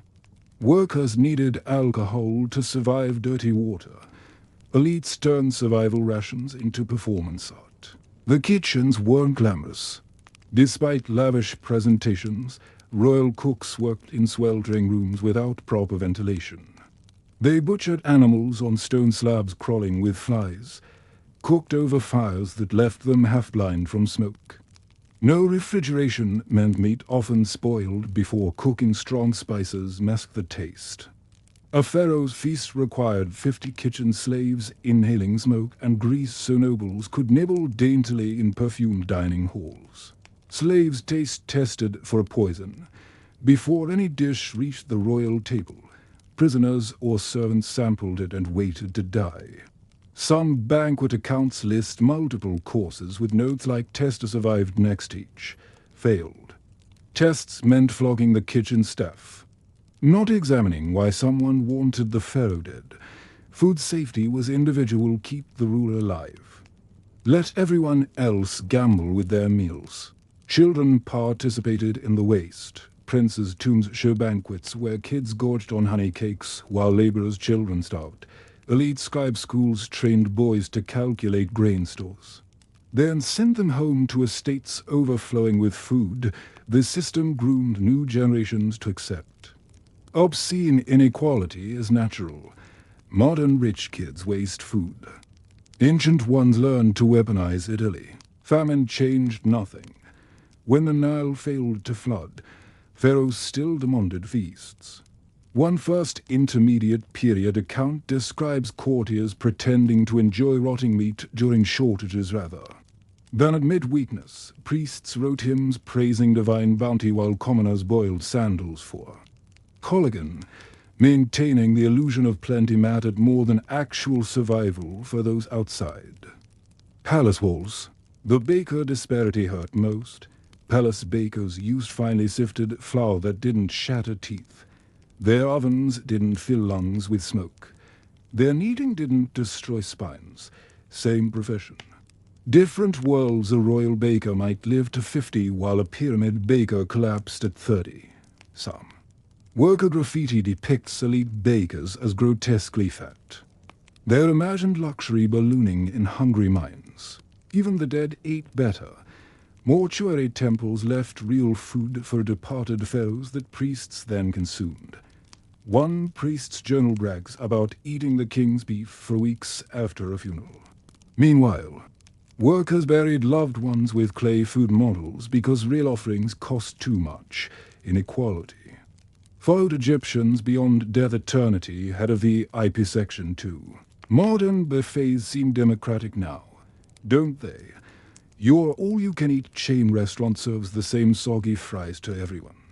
Pharaoh would have banned peasants from even smelling his imported delicacies. That honey glazed ham. At the holiday table, no one had to march through desserts hauling it for your meal. The real luxury isn't gourmet. Food it's eating without reinforcing someone else's starvation. The system stank, literally. While workers endured open sewers, elites perfumed their banquet halls with imported incense. The smells divided classes as clearly as walls' wealth meant eating without gagging on your neighbor's waste. Modern sanitation hides poverty's odors. Ancient feasts happened while the stench of hunger wafted through cities outside. Servants saw the joke. Some scribbled notes on a straw to mock elite pretensions. The vizier eats 10 cakes, then asks if the poor are fasting. Workers knew the banquets were theater, just as the wealthy knew workers saw through it. Both played along because rebellion meant death. Your office holiday party seems harmless now by comparison. The afterlife menu was wishful thinking. Tomb paintings show endless feasts for the deceased. But real mortuary priests often skinned offerings. One mummy's stomach contents reveal he ate millet, before death a peasant grain missing from his. Lavish tumult, the rich couldn't even guarantee their eternal meals, let alone earthly ones for their people. Royal dysentery was still dysentery. No amount of honey or imported wine could prevent parasites from Nile water used to wash plates. Elite medical texts list the same stomach remedies as peasant ones, just with fancier packaging. When food poisoning hit, pharaohs groaned on gold toilets, same as workers over pits. Power didn't mean safety. A noble's feast might include poisoned dishes from political rivals. Workers risked spoiled rations. Elites risked assassination attempts in their dessert. Both groups ate with underlying dread different stakes. Same fundamental insecurity. Your food delivery worries seem quaint now compared to ancient dining. Hazards at both ends of the table. The feasts accomplished one thing, they distracted. While workers fixated on their hunger, elites obsessed over banquet seating charts. Both groups focused on food, just from opposite perspectives. Modern inequalities persist. But at least potlucks are vaguely democratic. Pharaoh would have executed you for suggesting nobles. Bring their own honey cakes. Next time you waste a meal, remember ancient rulers built entire economies around wasting food systematically. Your discarded takeout is negligence. Theirs was policy. The real historical shock isn't the excess, but how hard they worked to maintain it while people starved outside palace gates. Hardly an error. To romanticize over artisanal bread and craft beer, ancient Egyptian doctors faced a no-win situation every day. Food could heal or kill, often without them understanding why. That beer you drank for breakfast might be prescribed for one illness and banned for another same drink. Different guesswork. The Edwin Smith Papyrus shows they mapped the body better than you'd expect, but parasites and infections constantly outsmarted their knowledge. Your modern doctor runs tests. Theirs watched stools and prayed. Honey was their closest thing to a miracle cure. They didn't know about antibacterial properties, but observed wounds treated with honey healed cleaner. Burn victims got smeared with it. Stomach pains were soothed by honey drinks, and sore throats got lozenges made from honey and herbs. The wealthy hoarded imported honey like we stock antibiotics, while peasants made do with whatever local herbs they could forage. Your medicine cabinet has expiration dates. Their honey pots just collected bacteria over time. Molded bread became accidental medicine. When applied to wounds, the penicillin in the mold sometimes prevented infections, though no one understood why. Some medical texts specify using bread left in the dark corner for poultices, indicating they noticed certain molds work better. The same bread that gave workers stomachaches might save a soldier's leg if applied outward instead of eaten. Your pharmacist measures doses in milligrams. Theirs eyeballed fuzzy crusts and hoped. Their prescriptions were equally hit or miss. Docs recommended it for digestive issues, likely because the fermentation killed some gut pathogens. But they also warned against it for bladder problems, not realizing alcohol worsened dehydration. Workers on pyramid sites drank beer non-stop, creating a cycle of flushing nutrients while trying to hydrate. Medical papyri note cases of beer belly, not fat, but swollen abdomens from chronic low-level alcohol consumption. Modern doctors worry about liver disease. There's just hoped you didn't piss yourself to death. Parasites destroy live silently. Mummies reveal worms that burrowed through intestines, liver flukes from contaminated water, and tapeworms from undercooked meat. Doctors treated the symptoms: bloating, fatigue, bloody stool, without knowing the root cause. The Ebers Papyrus lists remedies for the god entering the belly, their term for mysterious stomach pain. Some treatments worked by accident, herbs that paralyzed worms so you'd pass them, salt mixtures that flushed systems. Workers suffered most, eating parasite-laden food, while nobles had access to clean imports. Wealth dictated survival. Elite medical kits included imported cedar oil for wounds, while peasants used rancid animal fat. A rich patient might get powdered malahite for eye infections. A worker got urine compresses, which occasionally helped, being mildly antibiotic. Temple hospitals existed, but mostly for priests and officials, the same men eating the sacrificial beef that workers never tasted. Your health insurance debates seem trivial compared to medical care decided by religious rank. The frustration shows in their notes. One healer scroll complains about a patient who returns every flood season with the same belly pains. They knew something connected bad water to illness, but blamed evil spirits instead of microbes. Another text lists 17 failed treatments for a skin rash before reluctantly suggesting honey.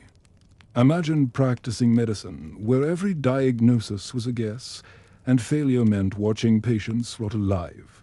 Child mortality shaped their entire practice. Half of Egyptian kids died before 5, often from food-borne illnesses. Doctors had special recipes for the vomiting disease likely dysentery involving boiled water and herbs useless if the child was already dehydrated. Some infant mummies show signs of starvation because parents withheld food during diarrhea. Not understanding this hastened death. Your pediatrician weighs growth charts. There's weighed which babies looked least likely to survive winter. Surgery was brutal but sometimes worked. They set broken bones expertly. Knowing crooked limbs meant starvation for laborers. Some skulls showed trepanation holes where doctors drilled to relieve pressure, possibly after head injuries. But without antiseptics, many survivors later died of infections. The Edwin Smith Papyrus details 48 cases, noting which patients lived often with phrases like "is wound" is hopeless. Modern ears have crash cuts. Theirs had linen bandages and muttered spells. Herbal knowledge mixed with superstition. Garlic actually helped some infections, so they used it alongside useless charms. A working-class mother might hang an amulet over a sick child's bed while also administering willow bark teenagers aspirin. Wealthy households could afford myrrh and frankincense pleasant-smelling, but medically worthless except as placebos. Your drugstore shelves offer real cures.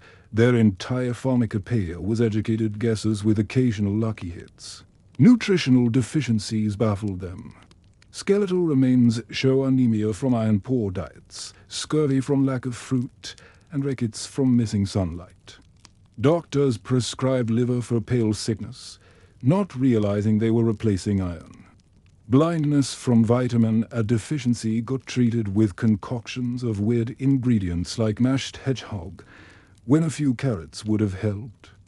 They fed malnutrition with more empty calories because the concept of vitamins didn't exist. Pain management was horrific. Opium came from trade routes, but mostly went to elites. Workers got drunk on sour beer or chewed willow bark until their gums bled. Bone surgeries happened awake. With assistants holding patients down, childbirth had no pain relief beyond biting sticks. Modern dentistry seems gentle compared to Egyptians yanking abscessed teeth with bronze pliers and no anesthesia. Their most advanced tools killed as often as healed. Bronze scalpels transferred infections between patients. Enema tubes made from reeds introduced more bacteria than they removed.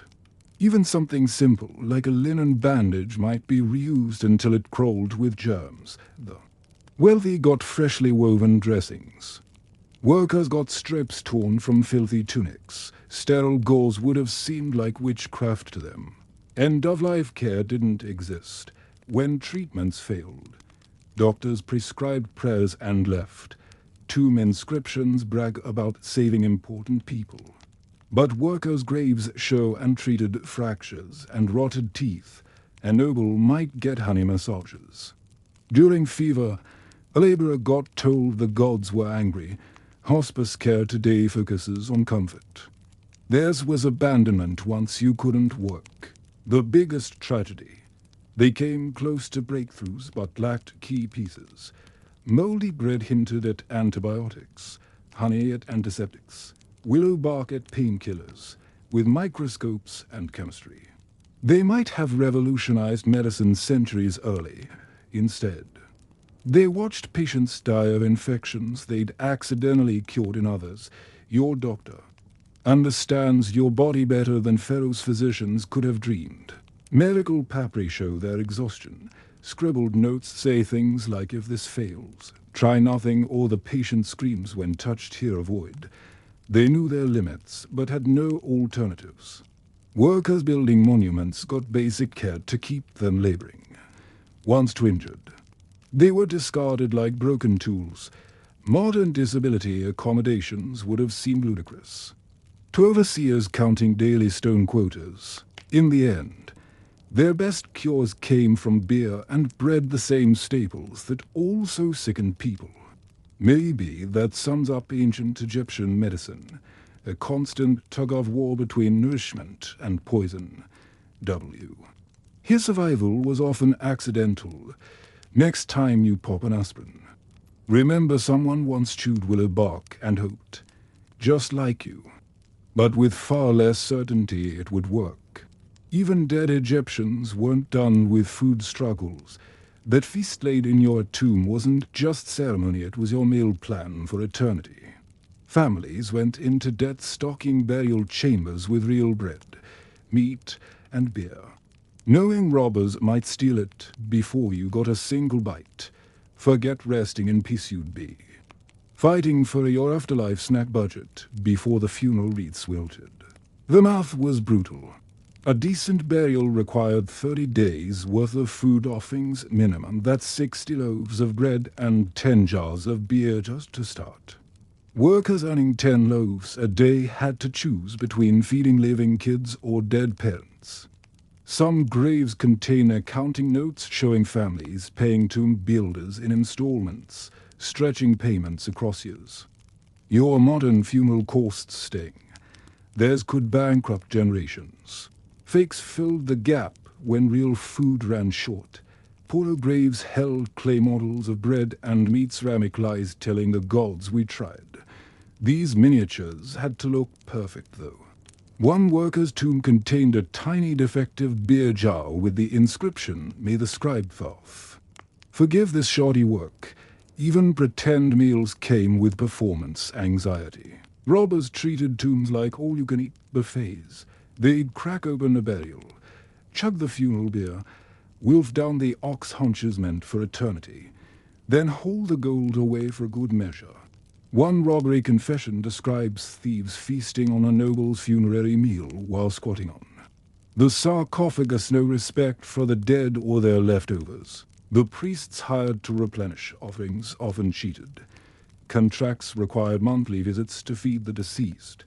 But scribbled notes reveal the truth. The priest came, recited spells, took the bread. Some families buried extra food deeper in tombs hoping it would last, only to find rat nests there later. Your Netflix subscription auto-renews more reliably than these. Afterlife meal plans. Mummies don't lie. Many show ribs poking through wrappings, teeth worn down by gritty bread, signs of childhood malnutrition. These people died hungry. Then their families bankrupted themselves, pretending they'd eat well forever. Some noble mummies show obesity. Their corpse is better fed in death than their workers ever were alive. The afterlife was a hunger game for the poor. Tomb paintings showed endless feasts, but those cost money to maintain. Workers' graves sometimes included magical menus, spells promising endless bread that required no actual offerings. It was the ancient equivalent of posting food pics while starving. Funeral feasts revealed brutal priorities. The family might serve real meat to mourners while stuffing the tomb with fakes feeding the living mattered more. Some burial contracts included clauses like "if famine comes, my offerings can stop." Acknowledging reality might trump eternity. Modern memorial services seem downright practical by comparison. Children got particularly raw deals. Infant graves often contained just one tiny clay loaf. Parents couldn't spare more. Some child mummies show signs of premortem starvation. Their families already stretched too thin. A noble's kid might get buried with a full picnic. A worker's child got a symbolic snack and hopes the gods weren't paying attention. The offerings business was corrupt. Well-connected priests sold premium funerary baskets that mark up 20 loaves worth of grain for a woven container holding 5. Grieving families paid anyway, fearing a hungry afterlife more than empty purses. Your modern funeral home upsells flowers. Theirs extorted people over imaginary meals. Some tried loopholes. One crafty family buried miniature granaries with a single real grain inside, trusting magic to multiply it. Others painted food on tomb walls, hoping art counted. One desperate grave just contained a list of dishes with spiritually transferred scroll beside. Each an ancient DoorDash ghost order. The wealthy faked it too. Nobles who dined on imported wine in life sometimes got buried with cheap local Bruce funeral directors cutting corners. One mummy's stomach contents revealed millet porridge. Though his tomb art showed roast duck, even elites couldn't guarantee their eternal catering. Matched the brochure, robbers left calling cards. Some defaced tombs with graffiti like "Amos ate here" beside emptied offering plates. Others relieved themselves in sarcophagi after finishing the funeral beer. The best protected tombs employed real guards for years. But wages often stopped once the living forgot the dead. The poor feared dying in drought years. No one could spare offerings when granaries were empty. Some mass graves from famines contained bodies curled around clay food models, people clutching pretend meal. Into eternity, the hieroglyphs for funeral and death shared characters for good reason. Children inherited food debts. Sons signed contracts to maintain fathers' offerings before the body was cold. Some spent adulthood schlepping bread to tombs instead of feeding their own kids. A few legal texts show men disowning parents to escape these obligations. Ancient Egypt's version of "cancel my subscription." Mourners sometimes ate the offerings themselves. Tomb paintings show funeral banquets where the living appear better fed than the deceased would ever be. Excavated trash pits near cemeteries contain gnawed bones from graves grievers taking juster. Bite that became the whole roast goose. The system collapsed when people did. During famines, families abandoned tomb upkeep to survive. One priest's ledger from hard times reads, "No grain for the dead, barely enough for the scribes." Afterlife meal plans were the first luxury dropped when the Nile didn't flood. Modern funerals seem simple now. A casserole dish passes round, flowers wilt, everyone goes home. Egyptians orchestrated eternities, catering with no guarantee the food would last the week. That potluck salad at your aunt's memorial? At least it definitely reaches its intended beta. The Nile didn't just fail, it betrayed them. Round 2200 BCE, the river that built Egypt decided to stop showing up. The annual flood, that reliable giver of life, shrank year after year. What should have been a bad season turned into a death sentence for the Old Kingdom. The Nile's predictability was the whole reason Egypt worked, and now the system was falling apart. You couldn't plan crops when the river might bring a trickle instead of a flood. The bureaucracy that ran Egypt suddenly looked useless, its careful records of expected harvests meaning nothing when the fields stayed bone dry.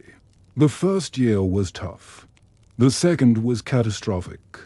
By the third year of weak floods, people were eating seed grain meant for planting. That's when everyone knew it was over, when farmers consumed next year's hope to survive today. Tomb records from the period show scribes scratching out desperate notes about barley stores running low, about officials arguing over whether to ration or pray harder. The central government sent out tax collectors as usual, but what could they take from villages already boiling shoe leather? Local governors made their choice quickly. They locked their granaries and posted guards, feeding their own people while others starved. The pharaoh sent demands for food shipments that never came. The unity of Egypt cracked along regional lines, each area fending for itself. A noble's journal from the period boasts about his full storerooms while describing emaciated beggars outside his walls. The social contract dissolved faster than anyone expected. Loyalty evaporated when stomachs growled. Art from the collapse tells the real story. Where before you saw scenes of plenty fat cattle, overflowing grain baskets, now the paintings show stick-thin figures with hollow cheeks. Market scenes have empty stalls instead of goods.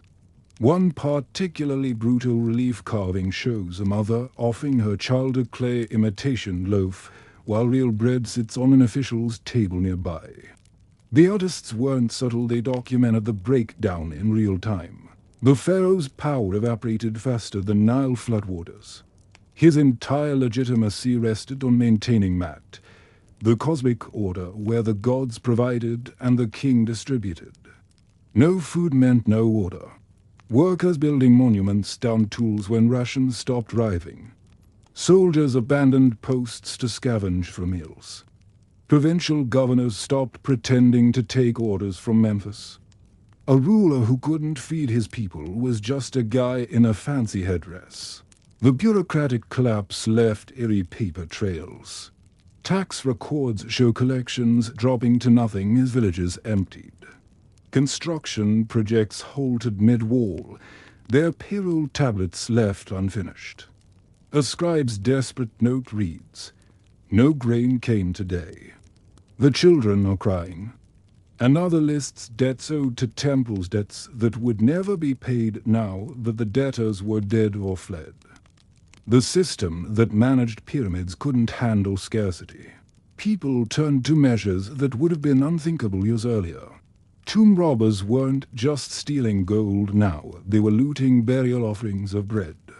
Families sold themselves into slavery for a season's food supply, not realizing no future harvest would free them. Archaeologists find mass graves from this period where skeletons clutch empty grain sacks to their chests. The worst finds are small graves, children buried with their last meal still in their stomachs, undigested because their bodies shut down to fast. The wealthy fared little better long term. Their private stores ran out eventually. An oval sarcophagus from the period contains a sad scroll, "I tasted hunger at the end." Even those who hoarded couldn't escape the collapse when trade routes dissolved and laborers died. Their art tried to pretend, otherwise some commissioned fake banquet scenes showing feasts that hadn't happened in years, but their mummies tell the truth. Bone analysis reveals periods of starvation interrupted by desperate gorging when scraps were found. Climate data confirms what the art suggests. Ice cores and soil samples prove the region dried up catastrophically around 2200 BCE. The Nile didn't just run low, it changed. What had been reliable became erratic, and Egypt's entire agricultural system wasn't built for unpredictability. The kingdom had weathered bad floods before, but not 5 in a row. The hierarchy that channeled food from farmers to pharaohs had no backup plan when the source stopped flowing. Workers' villages emptied weirdly slowly. People clung to homes until the last moment, scraping at empty granary floors for stray grains. Then they wandered toward towns rumored to have food, toward the delta where maybe the Nile behaved differently. Some left notes scratched on pottery, gone to find bread. "If I don't return, remember me." Few did return. The roads became lined with skeletons holding outstretched bowls. The first intermediate period that followed wasn't just political chaos, it was culinary anarchy. Regional warlords controlled what little food remained, using it as leverage. Tomb inscriptions brag about local rulers feeding the people, but these were often lies. One governor's claims of abundant harvests contrast sharply with his own mummy's stunted bone growth. The rich still ate better than the poor, but better meant half rations instead of starvation. Religion took bizarre turns. Cults promising food miracles sprang up overnight. A temple relief shows a priest claiming to multiply loaves like the Nile once multiplied grain, an early version of Prosby. Ready theology. Desperate farmers sold their tools to buy amulets promising rain, the gods who'd. Failed were abandoned for a new ones who'd failed just as spectacularly. Recovery took generations. When strong floods finally returned, there weren't enough farmers left to plant properly. The fields that had fed millions grew wild. Later kings would rebuild Egypt. But they'd never quite trust the Nile again. Storage systems became more paranoid. Granaries more fortified. The trauma of collapse lingered in laws requiring emergency reserves. Compare this to your modern safeguards. Your grocery store restocks automatically. Your government maintains strategic grain reserves. Egypt had none of that. When their single source failed, Everything failed. That freezer full of pizza you complain about would have been unimaginable. Safety net to them. What's chilling is how ordinary the collapse was. No asteroids. No wars, just slowly worsening weather exposing fragile systems. The officials arguing over ration lists thought they were having a bad year, not witnessing the end of their world. Their carefully kept records became autopsy reports on a civilization that starved to death in plain sight. Your climate-controlled supermarket has more fail-safes than the entire Old Kingdom. Their whole civilization balanced on one river's moods. Yours survives droughts through irrigation, trade, refrigeration. That's progress, not just technology, but the simple fact that you can forget where food comes from. Egyptians never had that luxury. Every loaf reminded them how close hunger looked. The drought's legacy wasn't just political, it's in our farming practices today. Modern agriculture obsesses over crop diversity, storage, distribution. We learned from their single point of failure. Your local warehouse store selling 50 grain varieties would have looked like madness to them. They had one crop, one river, one system. When it broke, they had no plan B. Survivors passed down stories of the collapse, warning against depending too much on any one thing. Later kings decentralized power, diversified crops, built more granaries. They'd seen what happens when a civilization puts all its eggs in one basket and then the basket tips over. Your food security rests on systems designed by people who remembered starving. Next time you waste food, remember Egypt's lesson. Abundance is fragile. That rice you scrape into the trash represents a safety net they'd have killed for. The Old Kingdom didn't vanish in fire or war, it starved quietly while bureaucrats argued over ledgers. Hunger toppled gods, shattered kingdoms, rewrote history, all because a river decided to take a few years off. The average Egyptian spent 80% of their waking hours just getting food. You spend those minutes grabbing groceries while checking your phone. That difference isn't just convenience, it's centuries of agricultural revolutions, supply chains, and food science they couldn't imagine. Next time you complain about prices, picture breakfast with weevils baked in. Your worst shopping trip still ends with food safer than anything pharaohs ate. Those best before dates, a luxury they'd trade monuments for. Modern life lets you forget hunger unless you choose to remember it. So go ahead, open your fridge tonight. That cold light means more than any pyramid ever could.